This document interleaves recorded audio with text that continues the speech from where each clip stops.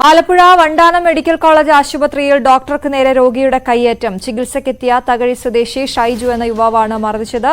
നെറ്റിയിൽ തുന്നലിടാൻ ശ്രമിക്കുന്നതിനിടെയാണ് മർദ്ദനം. രോഗി മദ്യലഹരിയിലായിരുന്നുവെന്ന് ഡോക്ടർ പറഞ്ഞു. തുന്നലിടുന്നതിനിടയിൽ തന്റെ കൈപിടിച്ച് തിരിച്ചുവെന്നാണ് പോലീസിനെ അറിയിച്ചത്. വിവരങ്ങളുമായി ശരണ്യ സ്നേഹജൻ ചേരുന്നു. ശരണ്യ, എന്താണ് സംഭവിച്ചത്? അശ്വതി, ഇന്നലെ വൈകിട്ടോടു കൂടിയാണ് ഈ സംഭവം ഉണ്ടാകുന്നത്.